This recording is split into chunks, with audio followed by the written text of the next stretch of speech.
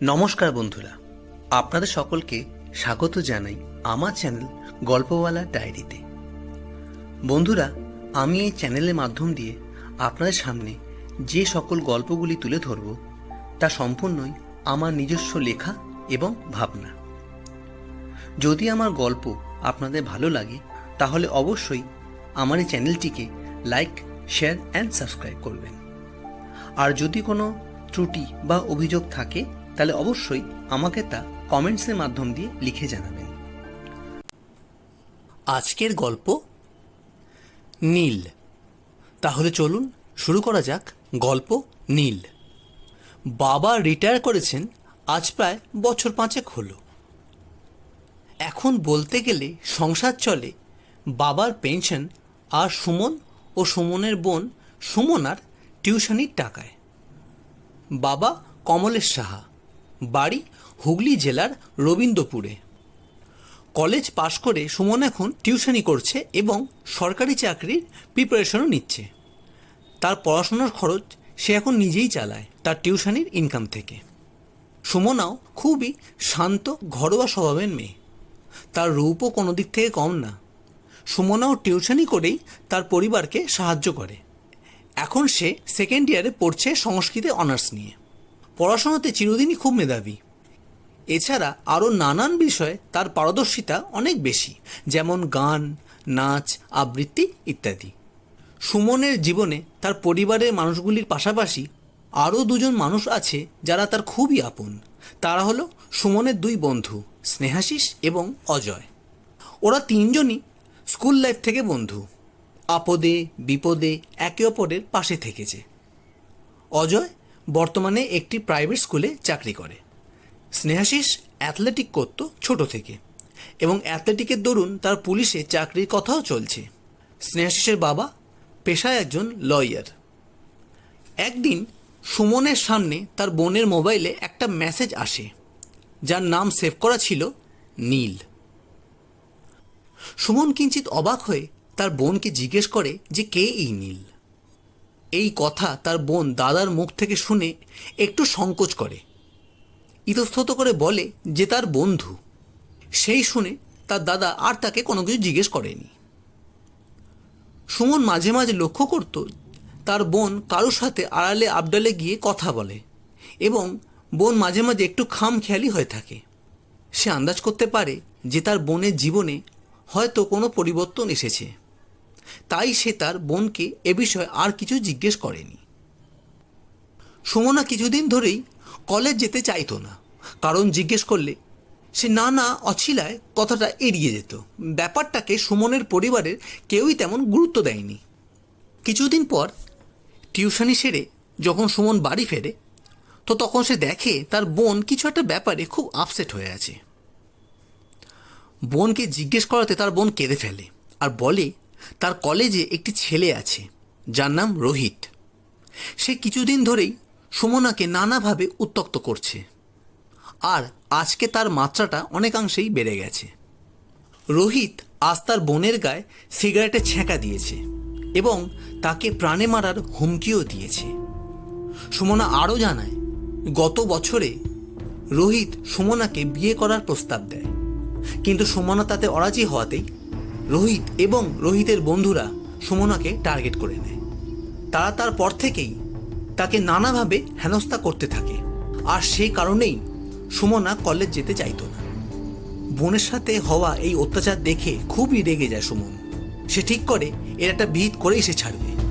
সুমন পরের দিন সকালে তার 2 বন্ধুকে ব্যাপারটা জানায়। তারা 3জন মিলে সুমনার কয়েকজন বান্ধবীর সঙ্গে দেখা করে ব্যাপারটাকে আরও ভালোভাবে জানার জন্য, কিন্তু কেউই রোহিতের বিরুদ্ধে মুখ খোলে না, কারণ রোহিতের বাবা লোকাল কাউন্সিলর আর তারই ক্ষমতায় রোহিত নানা ধরনের খারাপ কাজ করে বেড়ায়। সুমনার প্রতি তার নজর সবসময়তেই ছিল। এই ঘটনায় সুমনার বাবা মায়ের মেয়েকে নিয়ে চিন্তা অতিমাত্রায় বেড়ে যায়। পরের দিন সুমন ও তার 2 বন্ধু মিলে কলেজে গিয়ে রোহিতের সঙ্গে দেখা করে। রোহিত তাদেরকে খুব বাজেভাবে অপমান করে, তাদেরকে কলেজ থেকে বার করে দেয়। সে হুমকি দেয় যে সুমনা তার প্রস্তাবে রাজি না হলে পরিণতি খুব খারাপ হবে। এরপর রোহিত ও তার দলবল শুরু করে সুমনের পরিবারের প্রতি নানান অত্যাচার, একরকম বলতে গেলে তাদের প্রতি মেন্টাল টর্চার শুরু করে। তাদের জন্য সুমনা এবং তার বাড়ির লোকেরা রাস্তায় বেরোনো পর্যন্ত বন্ধ করে দেয়। তাতেও তারা থেমে থাকে না। তারা সুমন এবং সুমনার অনেক স্টুডেন্টকেও কাটিয়ে দেয়, যাতে তারা আর্থিকভাবে ক্ষতিগ্রস্ত হয়। একদিন সুমনার বাবা তাদের বিরুদ্ধে বলতে যাওয়াতে রোহিত তার বাবাকে রাস্তায় ধাক্কা মেরে ফেলে দেয়। রোহিতের বন্ধুরা তার বাবাকে মারধর পর্যন্ত করে। বাবার অপমান সহ্য করতে না পেরে সুমন তার দুই বন্ধুকে নিয়ে থানায় তাদের নামে কমপ্লেন লেখাতে যায়, কিন্তু পুলিশ রোহিতদের বিরুদ্ধে কমপ্লেন নিতে রাজি হয় না। উল্টে তারা সুমনের পরিবারকেই অপমান করে। পাড়া প্রতিবেশী কেউই তাদের পাশে দাঁড়ায়নি রোহিতের বাবার ভয়ে। সবাই সব কিছু জেনেও নীরব থাকে। কোথাও কোনো সমাধান না পেয়ে সুমনা অবশেষে তাদের কুকীর্তির কিছু ভিডিও তুলে সোশ্যাল মিডিয়াতে ছেড়ে দেয়। পরে পুলিশ রোহিত এবং তার বন্ধুদেরও অ্যারেস্ট করতে বাধ্য হয়। আর সুমনাকে বলা হয় সোশ্যাল মিডিয়া থেকে তার সেই আপলোড করা ভিডিও ফুটেজ ডিলিট করে দিতে। সুমনাও সেই মতোই সেই ভিডিও ফুটেজ ডিলিট করে দেয়। তারা অ্যারেস্ট হওয়ার পর সুমনার পরিবারে শান্তি ফিরে আসে। সুমন এবং সুমনা আবারও তাদের টিউশনি শুরু করে দেয়। কিন্তু অ্যারেস্ট হওয়ার কিছুদিনের মধ্যেই জামিনও পেয়ে যায়। জামিনের পরের দিন সকালে রোহিতের বাবা রোহিতকে নিয়ে সুমনার বাড়িতে এসে হাজির হয়। রোহিতকে দিয়ে সুমনা এবং সুমনার বাবার কাছে ক্ষমা চাওয়ায়। তিনি নিজেও সুমনার পরিবারের কাছে ক্ষমা চায়। অবশেষে ব্যাপারটার একটা শান্তিপূর্ণ সমাধানও হয়ে যায়। তারপর থেকে সুমনা কলেজ যাওয়া শুরু করে। রোহিত বা তার বন্ধুরা কেউই সুমনাকে আর কোনোভাবে বিরক্ত করে না। এই ঘটনার মাস 5 পরে একদিন সুমন টিউশনি সেরে বাড়ি ফেরে। দেখে তার মা কাউকে বারবার ফোন করছেন এবং মাকে খুব চিন্তিত দেখাচ্ছে।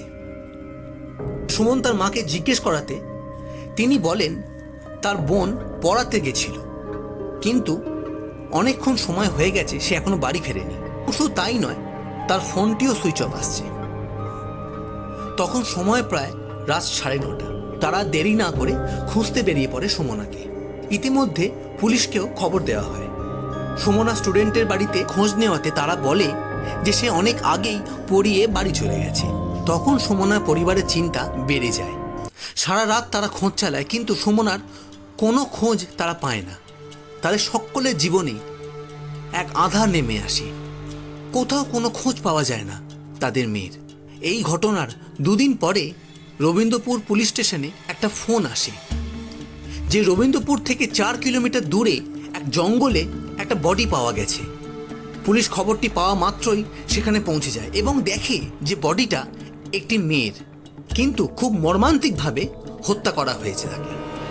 সম্পূর্ণ ঝলসে গেছে আগুনে, দেখে চিনতে পারা সম্ভব নয়। একটু দূরে একটি ব্যাগও পাওয়া গেছে। তারা বডিটিকে পোস্টমর্টমে পাঠিয়ে দেয়। পুলিশ খবরটি সুমনের পরিবারকেও জানিয়ে দেয়। এই খবর পাওয়া মাত্রই সুমন এবং তার পরিবার সঙ্গে সঙ্গে হসপিটালে পৌঁছে যায়। গিয়ে তারা শনাক্ত করে যে মৃতদেহটি তাদের মেয়ে সুমনার। তার ব্যাগ, কানের দুল দেখে চিহ্নিত করতে পারে তারা। তার গোটা পরিবারের ওপর নেমে আসে এক গভীর শোকের ছায়া। পরিবারের প্রত্যেকে মনের দিক থেকে একদম ভেঙে পড়ে। মেয়ের এই চরম পরিণতির জন্য তার মায়ের সেরিব্রাল অ্যাটাক হয়ে যায় এবং তিনি কোমায় চলে যান। তার বাবাও শারীরিক মানসিকভাবে একদম বিপর্যস্ত হয়ে পড়েন। পোস্টমর্টম রিপোর্টে দেখা যায় টানা 2 দিন ধরে তার উপর নানান শারীরিক নির্যাতন চালানো হয়। তারপর তাকে জীবন্ত অবস্থাতেই আগুনে পুড়িয়ে মারা হয়। পুলিশ তাদের ইনভেস্টিগেশন শুরু করলেও সুমনের পরিবারের প্রত্যেকের সন্দেহের তীর গিয়ে পড়ে রোহিতের ওপর এবং পুলিশও বাধ্য হয় আবারও একবার তাকে অ্যারেস্ট করতে। কিন্তু উপযুক্ত প্রমাণের অভাবে শেষ পর্যন্ত রোহিতকে ছেড়ে দেওয়া হয়। তাদের বুঝতে বাকি রইল না যে পোস্টমর্টম রিপোর্টেও কিছু না কিছু জালিয়াতি করা হয়েছে, যাতে কোনো প্রমাণ রোহিত বা তার সাঙ্গপাঙ্গদের বিরুদ্ধে না পাওয়া যায়। একদিন রাতে সুমন টিউশনি সেরে বাড়ি ফিরছিল। তখন তার ওপর আক্রমণ চালানো হয়, মারধর করা হয়। তখন রোহিত তাকে হুমকি দিয়ে বলে, এই শোন, তোর বোন আমার ইগো হার্ট করার মাসুল দিয়েছে, এবার তুই এবং তোর পরিবারের পালা। আমাকে জেল খাটিয়ে কাজটা ভালো করিসনি, তোকেও তোর বোনের কাছে পাঠাবো খুব শিগগিরই।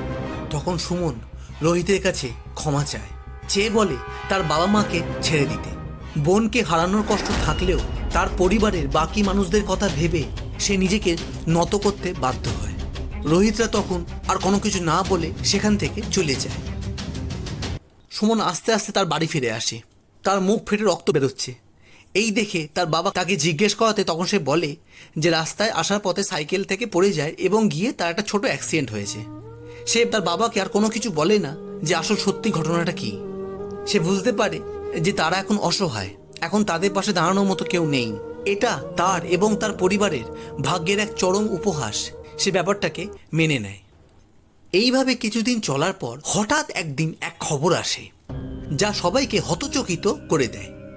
এই খবরে রীতিমতো শোরগোল পড়ে যায়। খবরটি হলো রোহিত এবং রোহিতের বাকি 5 জন বন্ধুকে কে বা কারা মার্ডার করে দিয়েছে। ঘটনাটি ঘটে রোহিতদের বাগান বাড়িতে, যেখানে তারা বন্ধুরা মিলে পিকনিক করছিল। সেই জায়গার সম্পূর্ণ সংরক্ষিত, যেখানে বাইরে কেউ আসতে পারত না। তা সত্ত্বেও তাদেরকে গুলি করে হত্যা করা হয়েছে। কে বা কারা মেরেছে তার কোনো প্রমাণ এখনো অবধি পাওয়া যায়নি। সুমন এবং তার পরিবারের কাছে খবরটি পৌঁছতেই তারা স্বস্তির নিঃশ্বাস ফেলে যে অবশেষে অপরাধীরা তাদের উপযুক্ত জবাব পেয়েছে। কিন্তু সেই দিন মধ্যরাতেই সুমনদের বাড়িতে পুলিশ আসে। সুমন ও তার বাবাকে একরকম জোর করে তুলে নিয়ে যায় থানায়। রোহিত এবং তার বন্ধুদের খুনের মামলায় তাদেরকে আটক করা হয়েছে। থানার মধ্যে চলে তাদের উপর বেদম অত্যাচার। তাদেরকে কোর্টেও তোলা হয়। তাদের হয়ে কেস লড়েন সুমনের বন্ধু স্নেহাশিসের বাবা। সবাই এটা ধরে নিয়েছিল যে হয়তো সুমনার মার্ডারের প্রতিহিংসায় সুমন আর তার বাবা এই কাজটি করেছে। অনেক ইনভেস্টিগেশন করেও তাদের বিরুদ্ধে কোনো রকম কোনো অভিযোগ প্রমাণিত হলো না এবং অবশেষে এটা প্রমাণিত হলো যে সুমন বা তার পরিবারের কারোরই এই হত্যাকাণ্ডে কোনো রকম যোগসাজশ নেই। কোর্ট তাদেরকে বেকসুর খালাস করে দেয়। সুমনের পরিবারের আর্থিক অবস্থা খুবই খারাপ হতে থাকে। তখন তার বন্ধুরা তার পাশে দাঁড়ায়। তাই সাধ্যমতো তারা সুমনকে সাহায্য করে। তার কিছুদিন পরে সুমন একটা চাকরি পায়। তাদের পরিস্থিতি ধীরে ধীরে ঠিক হতে থাকে। তার মায়ের শারীরিক অবস্থা এখন স্থিতিশীল। স্নেহাশিসেরও পুলিশের চাকরিটি কনফার্ম হয়ে গেছে। তার পোস্টিং হয়েছে কলকাতাতেই। সুমনার মৃত্যুবার্ষিকীতে তাদের বাড়িতেই তার আত্মার শান্তি কামনায় পুজোর আয়োজন করা হয়েছিল। সেদিন তাদের সবার মন খুবই ভারাক্রান্ত। কারোর মুখে কোনোই কথা নেই ছিল বলতে তাদের প্রত্যেকের চোখে জল এবং মনের মধ্যে সেই ফুটফুটে মেয়েটিকে হারানোর যন্ত্রণা। সুমনার সকল বন্ধুরা, তাদের আত্মীয় স্বজন সবাই এসেছিল তাদের আদরের বন্ধু বা আদরের মেয়েকে শেষ শ্রদ্ধা জানানোর জন্য। সুমন তার বাবাকে জড়িয়ে ধরে কেঁদে ফেলে তার বোনের কথা বলতে বলতে। ছোট্ট বোন এত তাড়াতাড়ি এভাবে চলে যাবে যা একেবারেই ভাবনা চিন্তার বাইরে। তখন সুমন তাকে বা তাদেরকে ধন্যবাদ জানায় যারা রোহিত এবং তার বন্ধুদেরকে তাদের উপযুক্ত শাস্তি দিয়েছে। সুমন তার বন্ধুদের বলে, যা আমি করতে পারিনি কিন্তু সে তা করে দেখিয়েছে। আমি তার কাছে আমৃত্যু কৃতজ্ঞ। আমি জানতে চাই যে সে কে। আস্তে আস্তে সবাই চলে যায়। সুমন বোনের ফটোর দিকে চুপ করে তাকিয়েছিল আর ভাবছিল কে মারল আর সে বা তারা কেনই বা রোহিতদের মারল, তার সাথে রোহিতদের কী শত্রুতা। আর ঠিক সেই সময় তার মোবাইলে একটা ফোন আসে। ফোনটা ধরতেই ফোনের ওপার থেকে একটা গলা ভেসে এলো। বোনের ব্যাপারে জানতে চাও তো আজ রাত 9টায় দিঘির ধারে চলে এসো। তুমি তোমার সব প্রশ্নের জবাব পেয়ে যাবে, কিন্তু একা আসতে হবে। কিন্তু আপনি কে? আমি নীল। ফোনটা কেটে গেল। নামটা শোনা মাত্রই সুমনের মনে পড়ে গেল নীল নামটা তো ওর বোনের ফোনে দেখেছিল। ওর মনের মধ্যে হাজারো প্রশ্ন দানা বাঁধতে লাগলো। কে এই নীল? কি বলবে ও আমাকে? এই ভাবনাতে ও ব্যতিব্যস্ত হয়ে উঠল। তখন সময় সন্ধ্যে 6:30। সুমন তার বাবাকে এ বিষয়ে কোনো কিছু বলল না। তার বন্ধুরা তারপর তাকে ফোন করেছিল কিন্তু বন্ধুদেরও কিছু জানালো না। অপেক্ষা করতে লাগলো রাত 9টার। অবশেষে 8:45 অর্থাৎ 9:15 সুমন বাড়ি থেকে বেরিয়ে গেল। ঠিক 9টার সময় পৌঁছে গেল দিঘির ধারে। চারিদিক অন্ধকার, ঝিঝি পোকা ডাকছে, শুদ্ধ পোস্টের লাইটগুলি জ্বলছে, কোথাও কেউ নেই। সে বারবার তার ফোনটা দেখতে লাগলো যে কেউ তাকে আর ফোন করছে কিনা, বা সেই নম্বর থেকে তার কাছে আর কোনো ফোন আসছে কিনা। অবশেষে ও সেই নম্বরে নিজেই একটা ফোন করলো, ফোনটা কেটে দিল। কিছুক্ষণের মধ্যেই একটা পায়ের শব্দ শুনতে পেল। ঘাড় ঘুরিয়ে তাকিয়ে দেখে একজন তার পাশে এসে দাঁড়ালো, পরনে হুড দেওয়া জ্যাকেট। ইশারায় তাকে এগিয়ে যেতে বলল, বলে সে নিজে এগিয়ে গেল। সুমন তাড়াতাড়ি করে সাইকেল থেকে নেমে তার পেছন পেছন এগোতে থাকলো। সুমনের মনটা তখন অস্থির করতে লাগলো। কোনো রকমে সে নিজেকে সামলে নিয়ে ডেকে উঠল, নীল। সে দাঁড়িয়ে গেল, দাঁড়িয়ে বলল, নীল তো আমি শুধু তোর বোনের জন্য। ওই নামটায় শুধু ও ডাকতো আমাকে। গলাটা তো খুব চেনা। কে ও? কে তুমি? এবার সে পেছন ফিরে তাকালো আর তার হুডটা সরিয়ে দিল মাথা থেকে। বাজ ভেঙে পড়ল সুমনের মাথায়। এটা কে? কাকে দেখছি ও? নিজের চোখকেও বিশ্বাস করতে পারছে না। তুই স্নেহাশিস? স্নেহাশিস, এসব কি? স্নেহাশিস তখন তার তীক্ষ্ণ দৃষ্টি দিয়ে সুমনের দিকে তাকিয়ে বলল, হ্যাঁ ভাই, আমি। তোর বোন আমাকে ভালোবেসে নীল বলে ডাকতো। তোকে কোনোদিন আমাদের কথা বলিনি, তোর বোনও বলেনি। তুই যদি আমাকে খারাপ ভাবিস তাই তোকে আর কিছু বলিনি। আমাদের ইচ্ছা ছিল যেদিন আমি চাকরি পাবো সেদিন তোকে আমাদের কথা জানাবো, কিন্তু সেদিন আমাদের ভাগ্য আর পেতে দেয়নি। শেষ করে দিল আমাদের দুটো জীবনকে। নিজের থেকেও বেশি ভালোবাসতাম তোর বোনকে।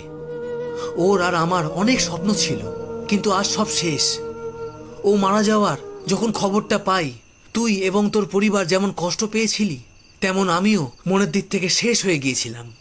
কিন্তু প্রতিজ্ঞা করেছিলাম যে দিন ওরা আমাকে দেখালো ঠিক সেরকমই দিন আমি ওদের ফিরিয়ে দেবো, আর তাই দিলামও। তককে তককে ছিলাম আমি।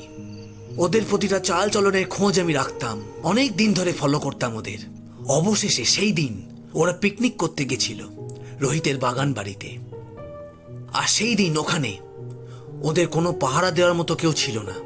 আমিও পৌঁছে গিয়েছিলাম ঠিক সময় মতো। সব কটাকে নিজের হাতে গুলি করে মেরেছি, একটাকেও ছাড়িনি।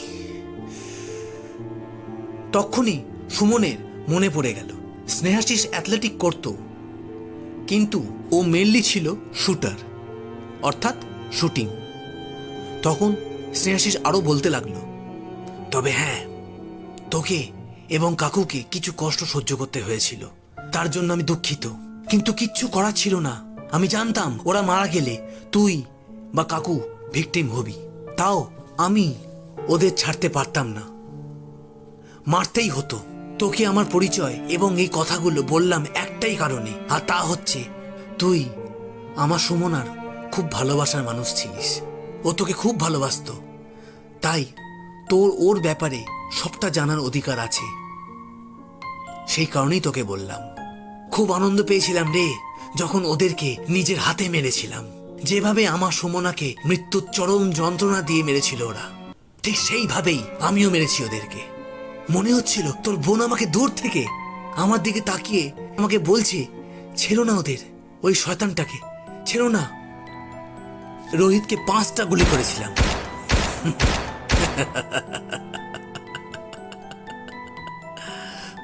পাঁচটা গুলি মেরেছিলাম। খুব আনন্দ পেয়েছি রে, খুব আনন্দ পেয়েছি। ওর গোটা শরীরটা ঝাঁঝরা করে দিয়েছিলাম গুলি করে। ওর জন্যই আমরা আলাদা হয়েছিলাম। অনেক স্বপ্ন ছিল, ওর জন্য সব শেষ হয়ে গেছিল, তাই ওর এটা হওয়ারই ছিল। আশা করব তুই এবার সবকিছু বুঝতে পেরেছিস, আর তোকে কিছু বলার দরকার হবে না। যদি ভাবিস যে তোর এত কাছের বন্ধু হয়ে তোকে এ কথা এতদিন কেন বলিনি, তো জানবি পরিস্থিতির চাপেই বলা হয়নি। আজ তাই তোকে বিশ্বাস করে সব কথা বললাম। এই সেই জায়গা, জানিস, এই সেই জায়গা যেখানে সময় সুযোগ পেলে আমি আর তোর বোন দেখা করতে আসতাম। তাই তোকেও আমি এখানেই ডাকলাম। সুমনের মুখে কোনো কথা নেই, ওর মনটা আনন্দে ভরে উঠল, কিন্তু আবার কষ্টও হলো বোনের কথা ভেবে। স্নেহাশিসের চোখ ভর্তি জল হয়ে গেল কথাগুলো বলতে বলতে। সুমন তখন জড়িয়ে ধরল তাকে। কিছুক্ষণের জন্য কারো মুখে কোনো কথা নেই। সুমন তাকে বলল, সত্যি ভাই, আমার বোন এই জীবনে তোর থেকে ভালো আর কাউকে পেত বলে আমি মনে করি না। তাই তোকে শুধু বন্ধু বলে ছোট করব না। আজ থেকে তুই আমার পরিবারেরই একজন। আমার বোন তোর মধ্যে দিয়েই আমার কাছে বেঁচে থাকবে। স্নেহাশিস আর কোনো কথা বলল না, না বলে আস্তে আস্তেও পেছন ফিরে চলে যাচ্ছিল। যেতে যেতে একবার পেছন ফিরে তাকিয়ে দেখলো সুমন চুপ করে তার দিকে তাকিয়ে আছে। সুমনের মুখ দেখেই মনে হলো আজও খুব শান্তিতে আছে। স্নেহাশিস আবার হাঁটতে লাগলো।